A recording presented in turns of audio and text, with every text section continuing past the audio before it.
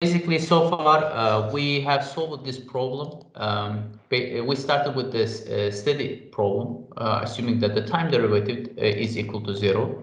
We assumed that the partial derivative of the pressure with respect to time is equal to 0. So that was the Laplace equation. And we solved that problem in 1D. And then we showed that it's really not a big difference. There is not much really big difference in when we are switching to 2D and 3D dimensional analysis, okay? We're just adding additional terms to the final matrix that we are generating in order to solve for the unknowns, which is pressure in our case. And basically we switch it from when we switch it from Laplace, we solve the Laplace in 1D dimensional analysis, like in 1D for 1D scenario. And then we switch it to multi-dimensional analysis, okay? And then also we showed that it's also possible that on the right-hand side of the Laplace equation, we don't have any, it's not 0, it's some constant, okay? It's not time derivative yet, but it's constant. So we solved that the same problem with in multi-dimensional space for the given constant right-hand side of the diffusivity equation. Now, in this session, we are going to switch to the transient analysis, which means the right-hand side of the equation will be the time derivative, okay? And this is the 1D analytical solution that we have. So basically, we'll get the numerical solution, and then we are going to compare it with the analytical solution, okay? So briefly, again, as I said, I'm going to spend very little time with the for showing the derivation for the slightly compressible fluid. Basically, we are starting with the general principle, and the general principle for the for our case is the equation of continuity, which is the conservation of mass.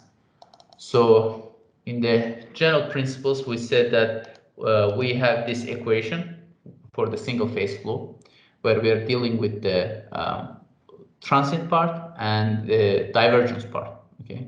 And these two sides of the equation should be equal to each other for conserving the mass, okay? When we are switching to fluid flow through porous media, we should include the porosity factor in the storage part. So in the case when we have the fluid flow through porous media, instead of having like flow in a pipe, we have the flow inside of the rock. So we need to really conserve the inside space of the porous rock. So which means that on the right-hand side of this equation, we need to include the phi term, okay, which is a porosity factor of the rock, which is a rock parameter basically. So this is the equation that we use for the solution of the problem for the fluid flow through porous medium, okay. And then we have the constitutive equation, and the constitutive equation for our case is the Darcy equation, and we are using the constitutive equation for fluid flow through porous media. This is the very generalized formula for the Darcy equation. We say that permeability is a tensor. It's not really a single value. It can change in the direction, and most of the time in our simulation analysis, we are assuming that the permeability changes in the horizontal direction and in vertical direction. And most of the time, we are assuming that because of the layering, permeability in the vertical direction is less than the permeability in horizontal direction. Okay, and there is not much difference between the permeability in x direction and y direction. Okay, in horizontal direction they're almost the same, except in the vertical direction, because of the layering, because of the geology, we have the small permeability value. Okay, and in this section, for the numerical analysis as well, it's really important to understand the permeability and the heterogeneity. What we are doing really for taking out the variational permeability in our system, where we know that there is a heterogeneity in the permeability. So in the series flow, this is the equation to use, and this is exactly the same equation that we are using actually in the reservoir simulation as well. Okay, so that's why this equation is important. Okay, and in the case when we have the radial flow and we have the concentric cylinders, this is not a typical scenario in the reservoir, but like hypothetically, this is the equation for this scenario. And for this parallel flow, for both case, for both layering in the vertical direction, in both Cartesian and radial flow, we have this final equation that we are solving using for the calculation of the average permeability. Okay. And then we have the equation of state, and the equation of state basically helps us to find the relationship between the density and pressure. Okay, so initially we have in the equation of continuity we have the rho term. We don't have any pressure term. With the help of the equation of state, we are incorporating the relationship between the compressibility, the pressure and density, and we are including the compressibility in the final equation. Okay, we have the incompressible fluids, we have the slightly compressible fluids and compressible fluids. And in this session, we are solving until now we are solving only a slightly compressible scenario, which, like most of the fluids in reservoir conditions, in the high pressures, under high pressures, can be assumed to be slightly compressible fluid. So that's why it's really important solution of the fluid type in petroleum engineering. Okay. So this is the approximated equation of the density, which is derived from this equation. And these two equations are almost the same. There's not much difference. And for the rock, we have for the rock compressibility, we have the 1 over phi and derivative of the porosity with respect to pressure. Okay, so this is these are the three equations for the incompressible, slightly compressible, and compressible fluids. Now, for the case when we have the single phase flow, so this is the derivation. So basically, this is the relationship, the previous relationship that we mentioned. This is the relationship for the rock, and then right hand side of the equation, which we have in the continuity equation, can be simplified. Like we can use this definition of the time derivative. We can basically take the time derivative of the density multiplied with the phi, and time derivative of the porosity multiplied with the rho, and also we can assume that we can use the chain rule and the pressure derivative of the porosity multiplied by the time derivative of the pressure is going to be equal to the time derivative of the porosity. Okay, and this, from the definition of the compressibility, we can replace these two terms, and this is the value that we need to use in the compressibility. So we are defining the total compressibility to be equal to the rock compressibility plus fluid compressibility in the single phase flow, where we don't have any water in the system. Okay, we have just oil. Okay, that's our assumption. In the case when we have multi-phase flow, for the calculation of the total compressibility, we should include the saturation factor as well. And this is the final equation that we need to use for the system when we have the multi-phase flow. We are not really talking about the multi-phase flow yet, so this is the equation to focus for now. And then this is the final form of the equation when we incorporate the constitutive equation of the Darcy into the continuity equation, and then replace the equation of state inside of this equation. So we are combining basically three sets of equations into one, and this is the final form, final generalized form of the equation that we are getting. Okay, and then if we make some assumptions, assuming that this is a single phase flow, okay, and actually it's one of the initial assumption. And we have the constant viscosity, and we have the homogeneous reservoir. For the numerical computation, these are the valid assumptions as well. So because we are deriving the equation for each grid, and we are assuming that the inside of the grid we have the constant parameters. The pressure everywhere in the grid is constant, so that's why these are the valid derivation for the numerical analysis as well. And the final form of this equation, this is the final form, very generalized form of the equation. And we have the dot product of the gradient of the density and the gradient of the pressure. This can be simplified to this form. This is the final form, okay? And you see we have the dot product, scalar product of the divergence of the pressure, which is the nonlinear part, okay? So basically we need to find the magnitude of the pressure gradient, and then take the square. This will be the nonlinear component. And like mathematically, we can show that for the slightly compressible fluids, this term is equal to 0. Okay, only for the slightly compressible fluid. We are talking about the incompressible fluids, slightly compressible fluids, and for the compressible fluids. In this case, for the incompressible fluids, the equation is very simple. So the right hand side is equal to 0. This part is equal to 0. It becomes basically the Laplace equation. For the slightly compressible fluid, the only part which becomes 0 is this nonlinear part. Okay, and then the final form of the equation becomes in this form. Okay, this is the equation that we are solving for until now. Now we are defining the hydraulic diffusivity, and we said that permeability is a tensor, and that's why hydraulic diffusivity becomes tensor as well. So so for the hydraulic diffusivity in the x direction, and we need to define the hydraulic diffusivity in the x direction, y direction, and z direction.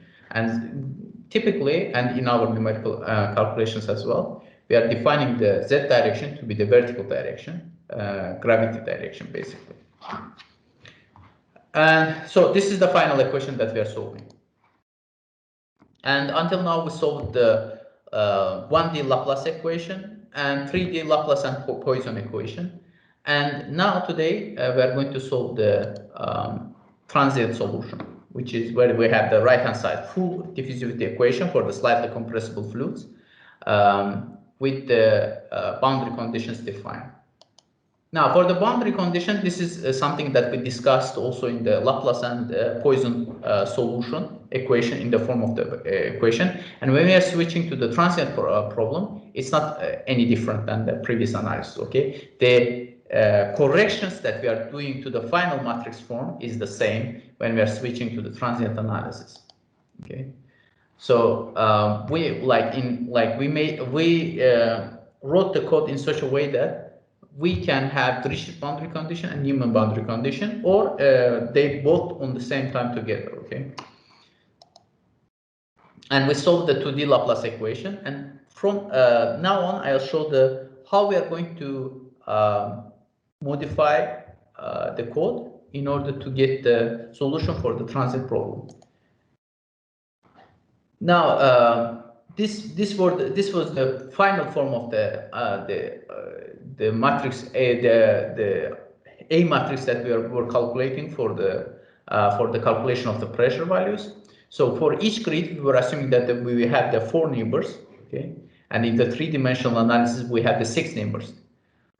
In 1D analysis we have 2 neighbors. Basically, it's just the number of dimension multiplied 2, and which means that we are going to have three inputs on the upper diagonal and 3 inputs on the lower diagonal for the full 3D analysis. And we showed that the permeability, this is the permeability calculation of the permeability for the heterogeneous system.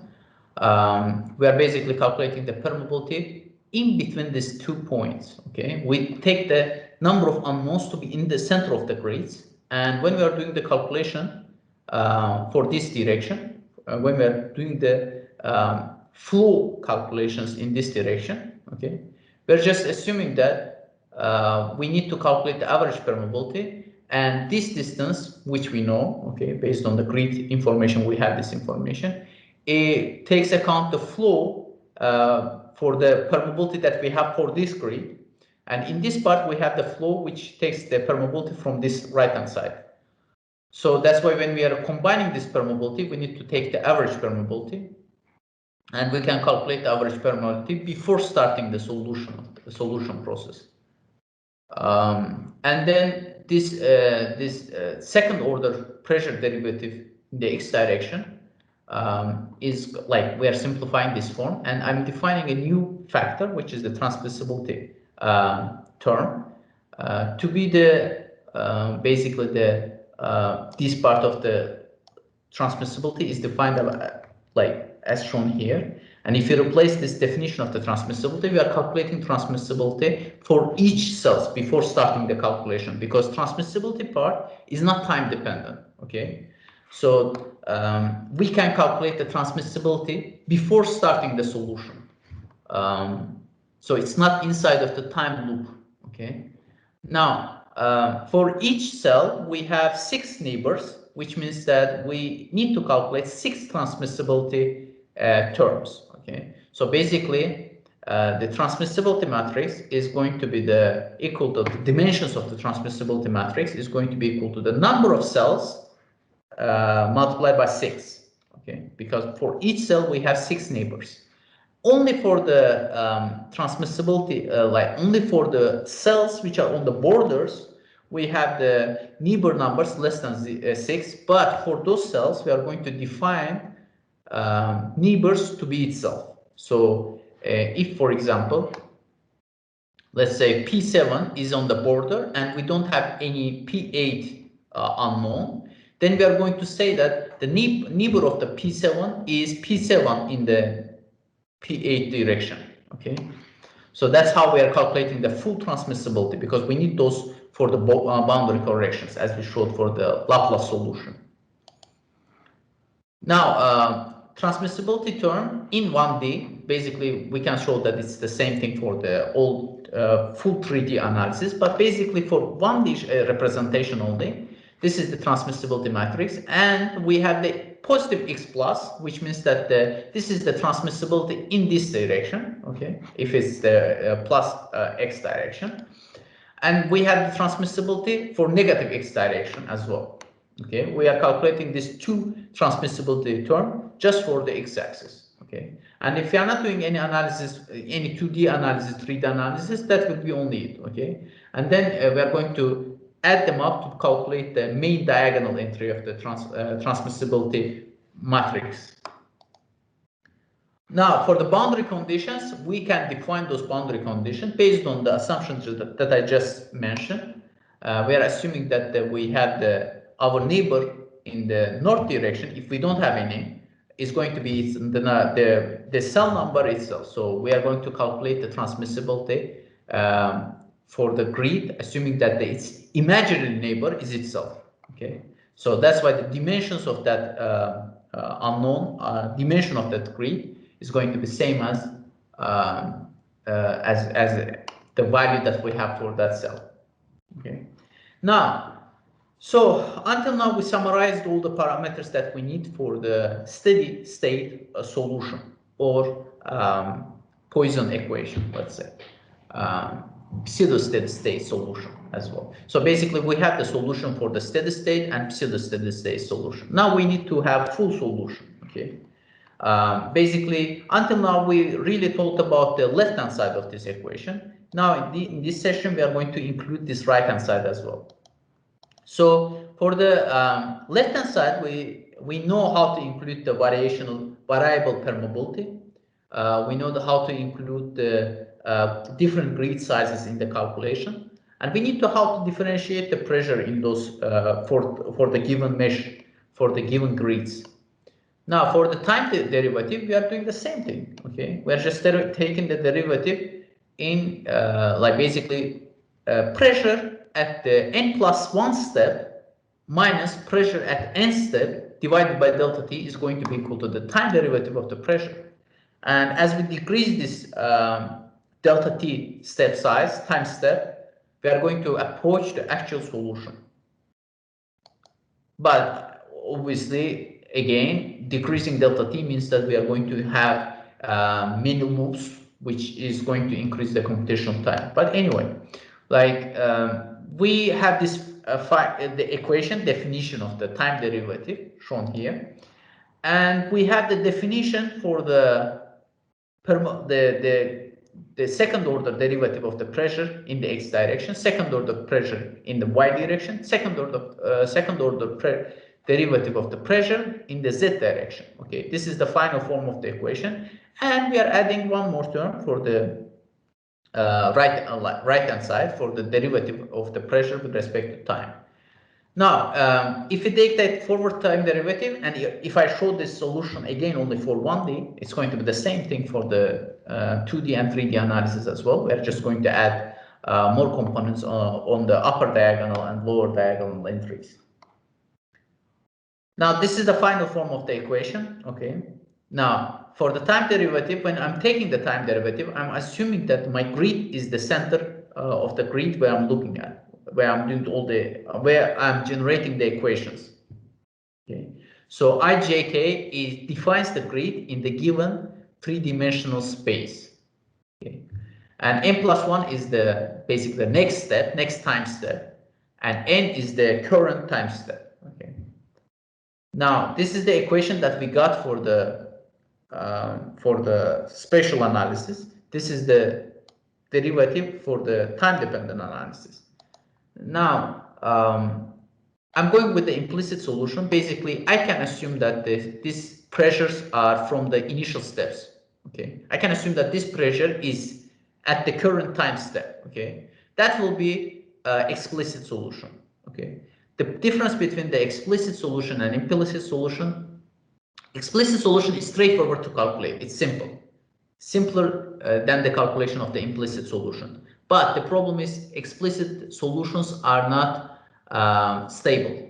They are diverging depending on the selected grid size and time step. So I want to have a stable solution for now. That's why I'm going with the implicit solution. And I'm assuming that the pressure I'm calculating on this side is at the next time step. Okay, that's why I have this n+1 sign. Otherwise, I can have the, like, as an option, I can have the n time step, current time step, in the superscript of this pressure term I have for the left hand side of this equation. Okay. Now, if you see, this equation is exactly the same except this term. Okay, except this term. Is identical to the Laplace equation that we're solving, except this term, only except this term. Okay, the only thing I need to do, and this part of the equation needs to be modified only on the diagonal entries. Okay, basically I'm going to go with the same calculation procedure, same calculation steps, and then I'm going to modify only diagonal entries of the A matrix. Okay, and B part is going to be slightly changed because of the pressure values that I have at the current time step. Okay, so basically now I'm not going to get the one single pressure value. I'm going to initialize the pressure value with the any values that I have, and then I'm going to solve pressure at each given time step. Okay. So basically, previously I was getting the pressure, my final calculated pressure value was n by 1. N is the number of unknowns that I have in the system, number of grids basically. Now I will get the pressure, the size and shape of the pressure is going to be the n by number of time steps. Okay. And for example, if I'm doing the calculations for the 100 seconds, and if I have 1 second time step, delta t, then I'm going to have 101 pressure values reported, because the zeros value is going to be the initial value that I assigned it, and 100 values that I calculated from the numerical calculations. So the final shape of the P matrix is going to be the, for 100, let's say for 50 unknowns, and for 100 time steps, I'm going to get 50 by 101 pressure numbers for the given, which I will be calculating. Basically, the solver is going to report me those values. Okay, and as I said, we have the analytical solution for the diffusivity equation in band B Cartesian system. We can assign any boundary condition, and our boundary condition is going to, our analytical solution is going to work for any scenario. But in this case, I'm going to show you the solution for the constant pressure boundary condition, three-sheet boundary condition. We can little modify the code and it will work for both scenarios, okay, for both Newman boundary condition and the Dirichlet boundary condition. Now, in this session, I'm going to show the Dirichlet boundary condition for the analytical solution, and this is the equation that we need to solve in the in order to get the analytical solution. And you see, this is not really like explicit equation that we are just writing and taking the result. We have the summation term, and it goes to infinity. So we need to truncate the summation term at some point. It's basically the same kind of idea that we have for the Taylor series expansion, and the solution comes from actually from the idea of the Taylor series expansion. Well, the solution is stable enough, so like we are going to get enough terms. We are going to include the enough terms in the summation part to make sure that our solution is exact. Okay, and then we are going to solve the solution numerically as well, and we will get the solution. So as usual, one of the first things you need to do is to go to this BHOS link. I shared it before. And then you need to go to the flow. Actually, you can just download this zip if you haven't done it so far. After downloading, you'll have this BHOS folder in your, like, just put it on your document section. I'm going to do that, and so, which I already have it here. Okay, and now, like, and then go to the document section and have your Python script. Then you can write this script from here. Okay, so for now it's not a fully released package, so that's why we need to work with the open source folder. Like, wherever you put this folder, just make sure that your Python script is there as well. Okay. Now I'm again opening the idle. Okay, and then new file, and then saving it as main in the document. That's the place where I have this BHOS file. Okay, this is going to be main. I'm going to name it main. Okay, and I have this cheat sheet here. I'm not going to show it, but I'm going to use it as a cheat sheet, as the name implies. So we have all this equation calculation inside of this BHOS file, so we are not going to write any equation, but we are going to just solve the problem that we have for our scenario. Now, let's say that we have the length of this. You see this, we have the x-axis on this graph. Let's say that we have this length defined as 10 meters. Okay. Do you see my screen? I mean, do you see this black box that I have here? Does it disturb you? Yes, it is visible. Stop presenting. Keep control. No. I bet it will go away. Yeah, it should go away in a minute.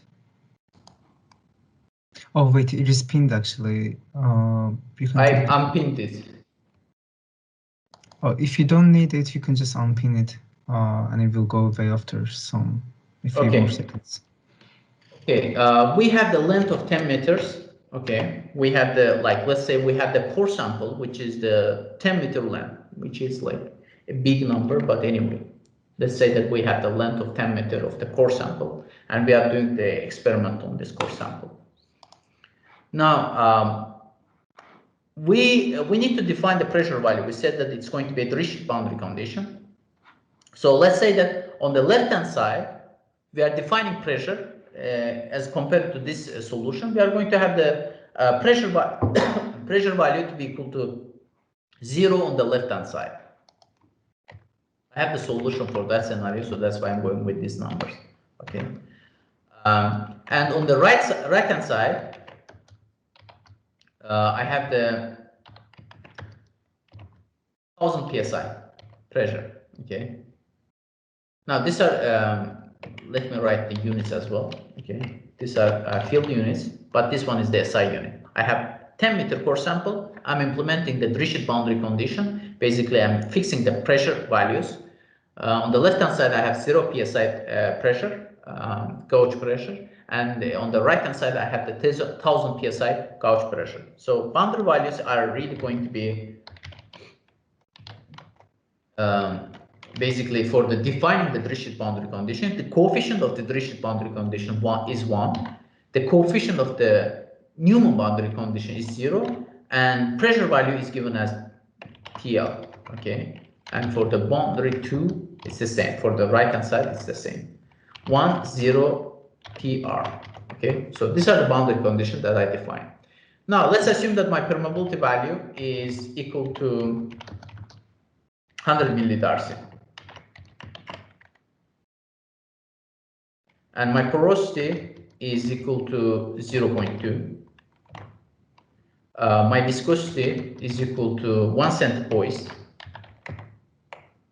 And my compressibility, which I'm defining as a total compressibility, so that's why I'm naming it as a CT.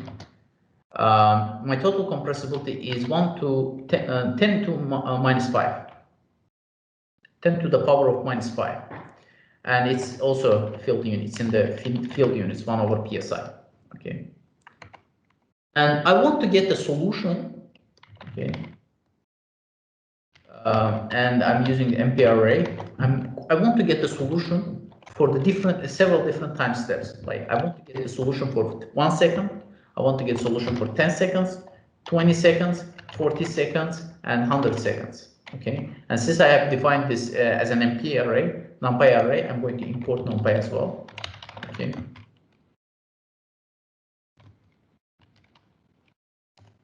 And if I run this and if I don't get any error, it means that it's working well. But until now, I just defined the inputs. That's it. Okay. Now, first thing, I need to make a unit conversion. Okay, because the code works in the SI units. That's the typical scenario. So if we have the field units, we need to convert them to the SI units. Now, for the pressure values, I can just to convert the PSI to the Pascal. I just need to multiply it with the 6,894.76. Okay, I converted to the Pascal. Now, if I check the solution, it's going to be 0 again. In the same units, it's going to be the same. Now, PR, if I do the same thing, basically, if I do the same thing for the right-hand side, and if I run, I'm going to get the PR, which is 1000 PSI and this much of Pascal. Okay. Now, I need to modify the boundary condition as well, but I need to change the PL values as well. Let me define it as a list instead of defining it as a tuple, because we said that tuple cannot be modified. Okay, so that's why I'm correcting the boundary 1 to be equal to PL and boundary 2 to be equal to PR. Okay. Now, and I want to change to permeability to SI units as well. So I'm going to multiply it with the with this constant that I have, which is going to convert it to the meter square. Okay, from millidarcy to meter square.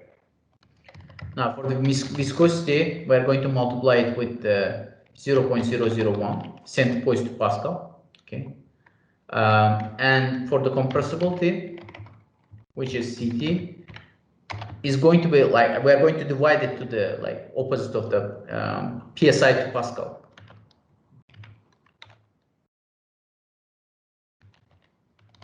Just because compressibility is the 1 over PSI, we're just dividing to the same value that we have here. Okay. Now, now we are ready to solve it analytically. Okay. So first analytical solution, we need to calculate the diffusivity, hydraulic diffusivity, and hydraulic diffusivity is just the permeability divided by porosity multiplied by viscosity multiplied by compressibility. And then we can call the analytical solution, and let's say this is analytical solution, and we are solving the diffusivity equation. And we are sending the eta value to the diffusivity equation, and we need to class the diffusivity function.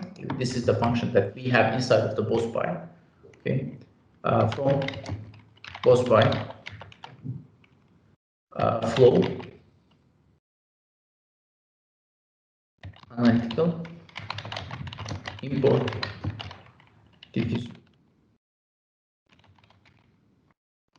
Okay, now if we run this, if you don't have any syntax error, we don't have. So it says that An is the diffusivity object. Okay, now we can basically solve the problem. And we are solving the 1D Cartesian solution. We are not looking at the Laplace solution as we did before. We are looking at the full solution, but in one-dimensional space. Okay, now if we solve it in the Cartesian system, in 1D, and if we implement the boundary conditions, if we define the boundaries, okay, and if we define the boundary conditions,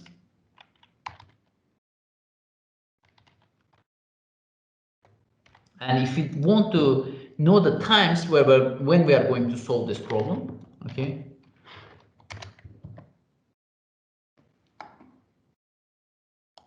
there's a syntax error. Okay, so we have the analytical solution now. Now we need to plot it. Okay, so let's check the pressure values that we have. Okay, those are the pressure values that we have solved at the given interval, at the given space, and at the given time steps. Okay, now if you check the shape of the pressure, you'll see that it's 5 by 50. Okay, and the x values are exported as well, should be exported as well.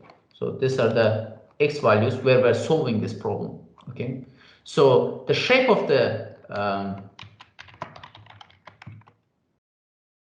pressure is 5 by 50, which means that we have solved this problem at 5 different time values, and we have solved this pressure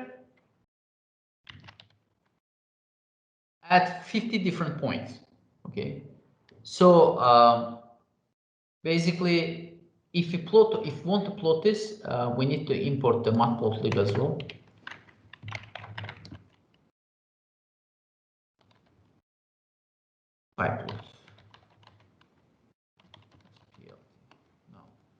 Let's plot this analytical solution, and this analytical solution, basically we are going to have analytical x.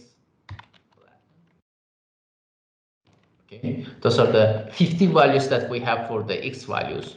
Okay, analytical pressure values,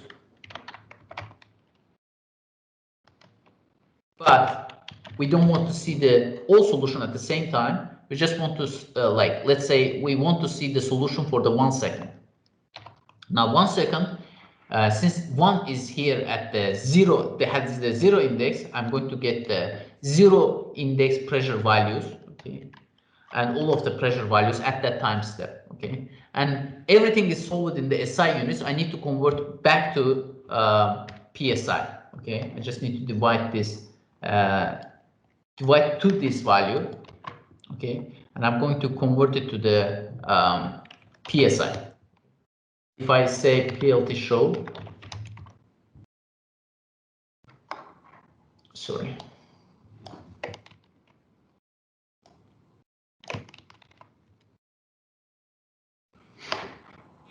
Now this is the solution, transient solution. Okay, as you see, this x-axis is in the space x values, and this y-axis is the pressure values in PSI, and this is the 1 second solution of the diffusivity equation for this given parameters.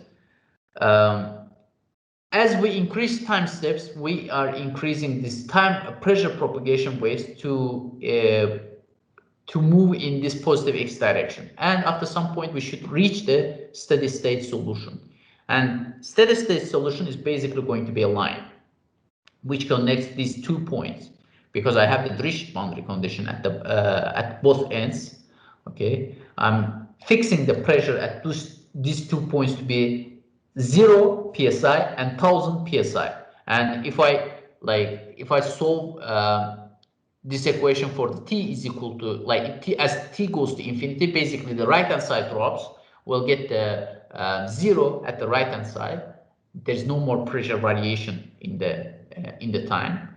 I'm going to get a straight line which connects the 0 point and 1000 psi point. Okay, so this 100 should be sufficient for the infinite solution. So if I go with the 0, 1, 2, 3, 4 fourth solution, it's going to give me the straight line. Okay, as you see. So basically the pressure starts like moving in this direction, and after some time it's going to reach the steady state solution. Now I want to see all the plots on the same graph, so that's why I'm just typing IT. So I is basically the index of the so I have the time, 5 different time steps. So if I just write for I in range time shape, okay, and if I change this value to be I, okay, I should see the final solution for all of the time steps that I require.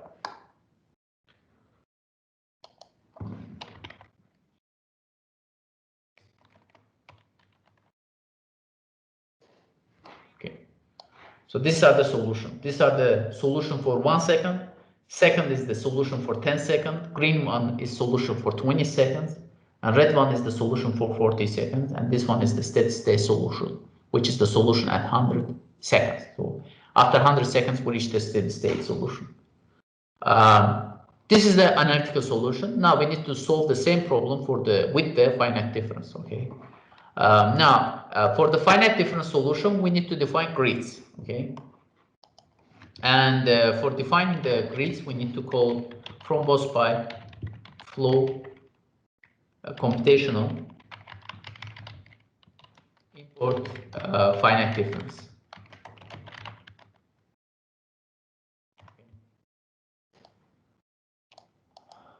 Now we can say that import it as a FD. Okay.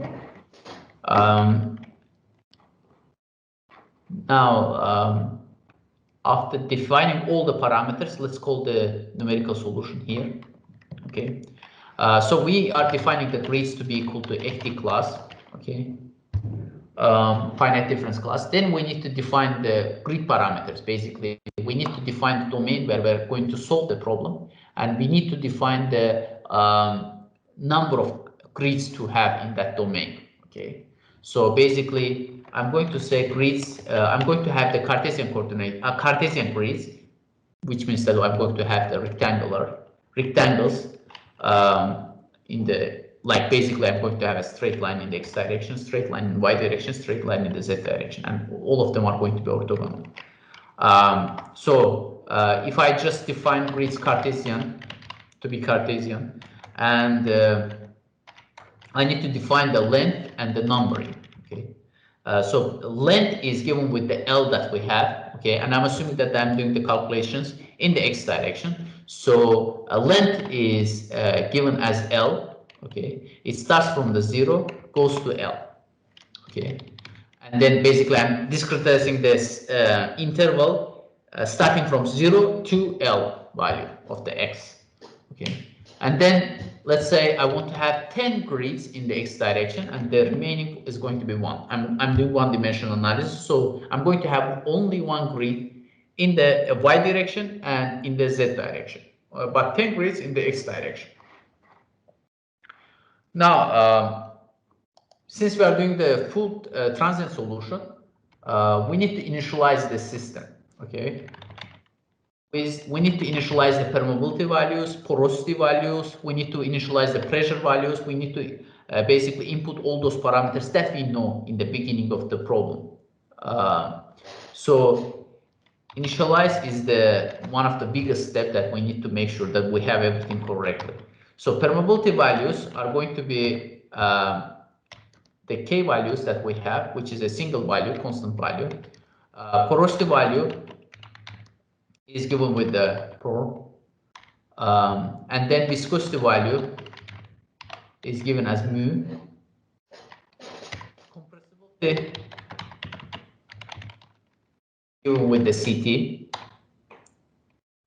Okay, and then we need to mention we need to initialize the numerical values as well. We need to say which until which time we should solve the problem. Okay, so time total time is basically we are solving that for 100 seconds. We are going to do the same thing in the numerical calculations as well. So it's going to be 100. Okay, and time step. For now, I'm taking this 1 second, and I said that my solution is going to be implicit solution. So I'm not really worried about the time step, the size of the time step that I'm taking. If I have the explicit solution, I should be worried. I need to make sure that my solution converges. But since I have an implicit solution, I'm not really worried about the time step. So for now, I'm selecting this 1 second, but it doesn't mean that it's going to be as accurate as the 0.1 second. Okay, we are going to alter this value and see how it affects the final result that we are getting. The initial pressure value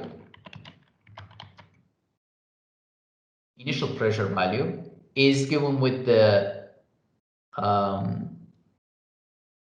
1000 psi. So initially, I'm assuming that everywhere the pressure is 1000 psi, and at the time equal to 0, I'm just changing the pressure at the left-hand side to be equal to 0 psi and seeing how the pressure propagates inside of this grid that I have. So I have PR value defined as the initial pressure.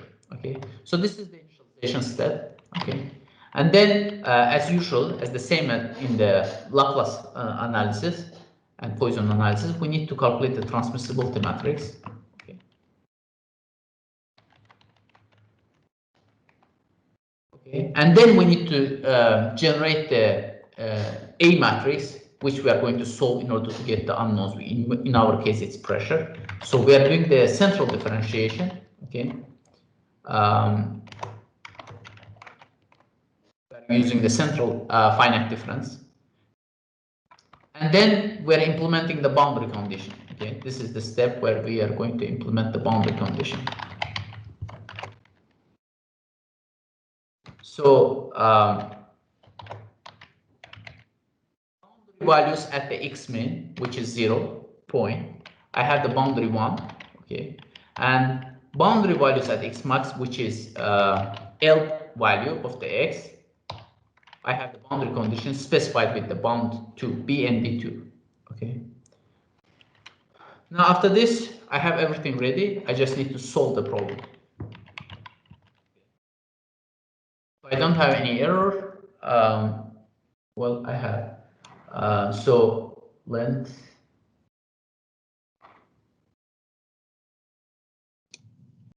Hello, Javid teacher. Is there any problem? I had to rejoin for a moment.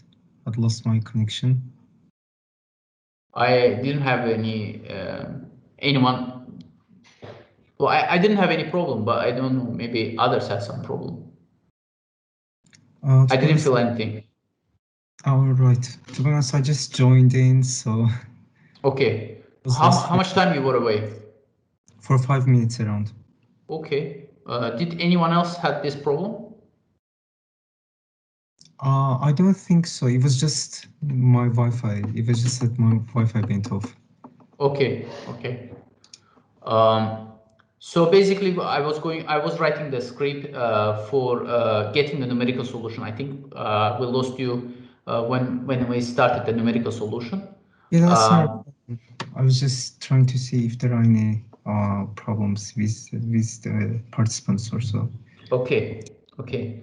So the length. Let me see where we have the problem. So for the Cartesian grid system, I made the mistake. Okay.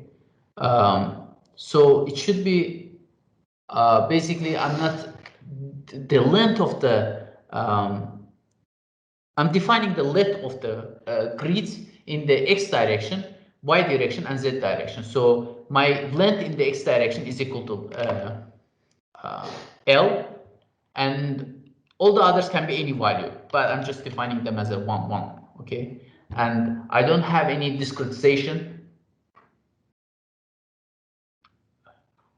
I don't have any discretization in, oh, sorry, these are the analytical solution, okay?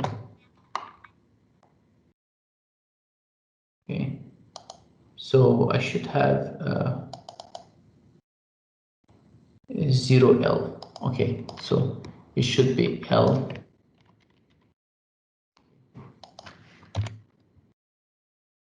Okay, now this is the solution. I haven't already included the numerical solution on the plot, but the idea is the same, okay?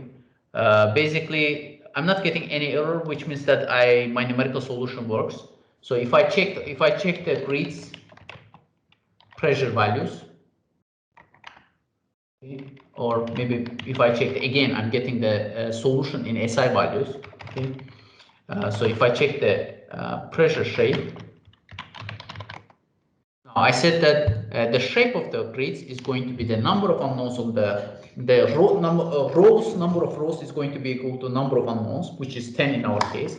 We have the length of 10, and we have the number of grids in the x direction is equal to 10, and all the others are 1. So that's why in total I have the 10 unknowns. So number of rows is equal to 10, and number of columns is equal to number of time steps. So I have 0.01, sorry, my time step is 1, and my total time is 100, which means that I have 100 time steps, and plus 1 is for the initial pressure value. So if I check the initial pressure value, which is, I will have all the same values because I'm initializing them with the constant value, which is defined with the PR. Okay, and everything again is in the SI units. I need to convert back to the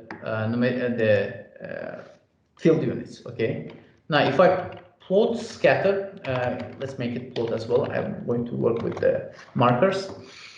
Now, if I check the grids and center,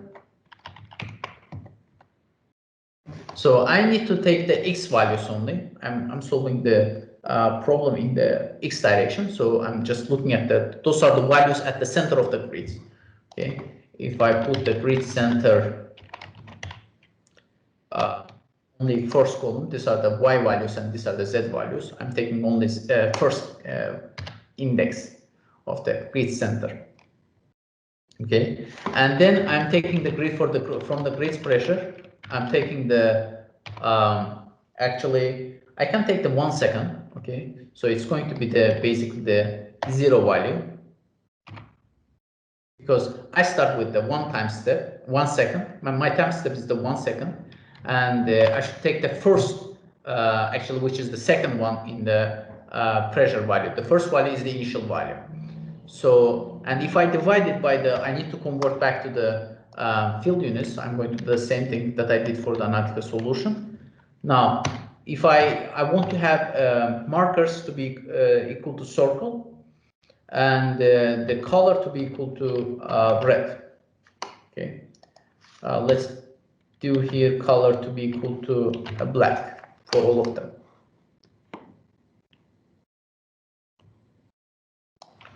And let's take this out from the for loop. Okay, because I'm going to put numerical solution only for 1 time step. Now let's run this. So these red dots are the numerical solution for the first second. As you see, for the initially we said that we had the time pressure values equal to 1000 psi everywhere. So if I check the pressure value at the 0 time step, all my values are constant. I have the same initial pressure everywhere. Now at the first time step, which is the 1 second, which is numerically defined to be the 1 second, first second, I'm getting this line. Ideally, these dots should be on top of each other, but because of the numerical discretization, because of the approximation that I have in the finite difference regime, obviously I'm not going to get the exact value, and especially with the increased time step.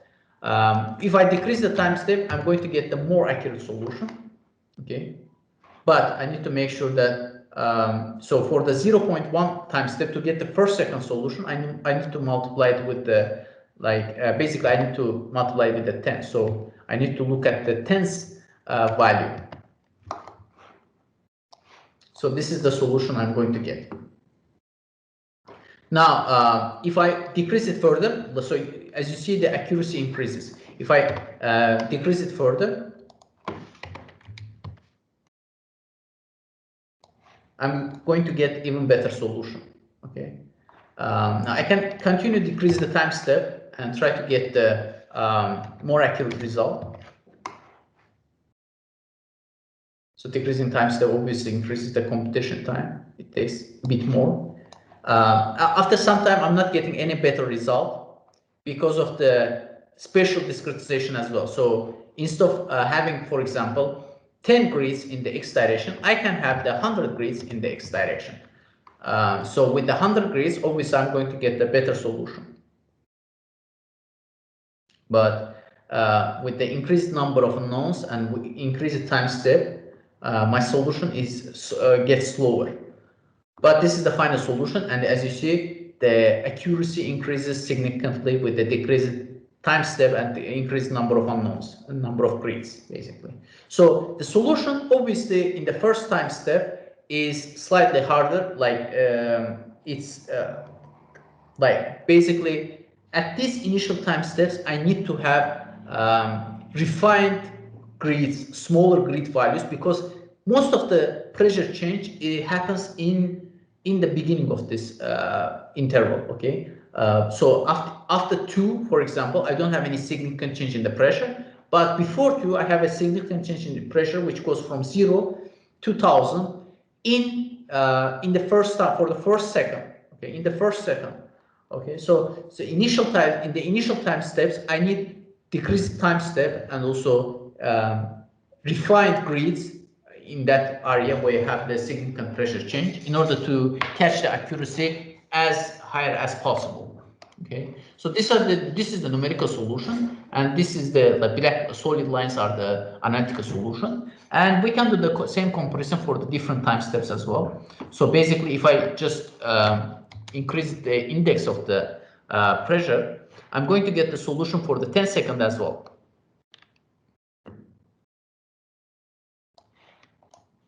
So this is the solution for the 10 second. I'm matching analytical solution. My numerical solution matches the perfectly analytical solution. But let's decrease the time step and let's continue the solution. Okay, for the 20 for this solution as well. Let's do the look at the solution for the 20 seconds. Okay, for 20 seconds again, I'm getting the very much accurate result. Now, if we switch the 40 solution, so the solution at 40 seconds, okay, I'm matching the solution again, and then if I go to the 100 second, it's going to be the steady-state solution. Basically, which means that there is no time change in the solution. So I'm getting the solution as accurate as possible. So this is the, let me put the indexes. I'm going to go switch the cheat sheet. Okay. Whereas if you play with the script and if you basically add more labels on the graph, so this is the solution that you are going to get. Okay. So for the first second, this is the solution for the first second. This is the solution for 10 second. 20 second, 40 second, and 100 second. These red ones are the numerical solutions, and solid lines are the analytical solution. Okay, and we can get the same like comparison for the different time steps, and you can change the values here and get the different solution for the different time steps. If we do that, here we have the 0.01 seconds as equal to delta t. So which means that for the first second, I need 100, the first 100th value. Okay, so this is the solution for the first second. So that's pretty much the solution that we are discussing here. I changed the boundary condition, but the equation should be the same. And I'm getting the numerical solution and analytical solution for the diffusivity, the analytical solution. At this stage, I don't really have the analytical solution for the diffusivity equation in 2D and 3D, so that's why I can't compare the results for the 2D and 3D. But 2D and 3D analytical solutions are available. I just haven't implemented it in the code yet, so I will not be able to compare. I can't make it 2D right now, but I will not be able to compare to anything yet. So the next step is going to be the multiphase solution, to get the multiphase solution in the multi-dimensional space. So we are done with the single phase solution in the multi-dimensional space. We need to switch to the multi-dimensional multiphase solution in the given multi-dimensional space. Okay, so we are done with the first 3 steps. We are done with the Laplace solution, 1D Laplace solution, 3D Poisson solution, and actually we are done with the 3D transient solution, but the verification is done with the 1D solution. Okay, this code is capable of doing the 3-dimensional transient analysis for single phase flow, but there is no analytical solution at this stage to compare. So that's why I'm assuming that my code will work perfectly in 3D space. Okay, you can check the code again, and you can run the several different scenarios. And if you have any question, just let me know. I will be happy to answer if you have any question. Okay. Otherwise, I'm done with the presentation. Do you have any question? Just as always, everyone, if you have any questions, you can just unmute yourselves or drop them into the chat box. All right, seems like we do not have a question. So thanks again to our speaker, Javid Shiriyev, for sharing his knowledge with us in this much of a technical detail. And thanks to everyone who participated in this session. And we are expecting to see you in the next session, which will probably happen 2 weeks from now, because we have a holiday right now in Azerbaijan, and it will be a bit troublesome to get any people joining. So we will keep you guys updated. Check out our Telegram channel for all the details, and we will email you everything as well. And as always, the recording will be shared as well, so that you can check the code and all the technicalities yourself as well. And thanks again to our speaker and to our attendees. Thank you. And this session is now closed.